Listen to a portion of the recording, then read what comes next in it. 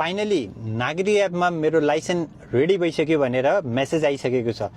Driving licence collect गर्न जाँदैछु पोखरा कास्की यातायातमा। ल हामी चाहिँ पोखराको यातायात कार्यालय आइसकेका छौँ आफ्नो लाइसेन्स रिसिभ गर्न है स्मार्ट लाइसेन्स आइसकेको छ। अब चाहिँ म कलेक्ट गर्न भित्र जाँदैछु। मेरो स्मार्ट लाइसेन्स आयो भनेर मोबाइलमा मेसेज आएको छ, त्यही भएर चाहिँ लाइसेन्स लिन आएको।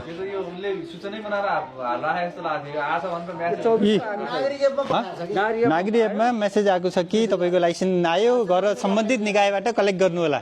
म खुसीका साथ आएको छु लाइसेन्स लिन। सही हो, हजुरले भनेको ठिकै हो। लाइसेन्स प्रिन्ट भयो भने हामी कहाँ लाइसेन्स झरेको छैन। यहाँ आइसकेको छैन, कार्यालयमा आइसकेको। कहाँ झऱ्यो भन्नाले अब कहाँ जानु पर्यो लिन? अब उहाँबाट पठायो भन्छ, हजुरलाई प्रिन्ट देखायो, मेसेज आइसक्यो, सम्बन्धित ठाउँमा आउनु भएको छ, लाइसेन्स पाउनु भएको छैन। अहिले हामी कहाँ यो कहिलेदेखिको लाइसेन्स देखाउनै परेन क्या। वैशाख 4 देखि 13 गतिसम्मको लाइसेन्स आयो। यो कति गते? यो 24 को, हजुरको यो 24 को पर्यो। यो पुरानो लिनु पर्यो, यो अस्तिको सम्मको लाइसेन्स। अनि पुरानो आएन? पुरानो आएको छैन। अब कहिलेसम्म हुन्छ त्यो के? अब कसै अब यहाँ मेसेज आयो, अब कसलाई सोध्ने नि हामीले? सकियो के? अब कसलाई सोध्ने हामीले? सोध्ने ठाउँ छैन। आउला सर, बालेनलाई सोध्ने हो अब।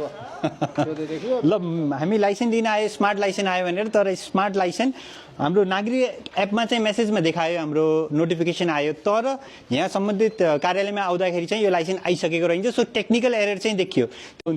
यो काठमाडौँमा प्रिन्ट भयो भनेर देखायो, तर यहाँ आएको चाहिँ छैन है।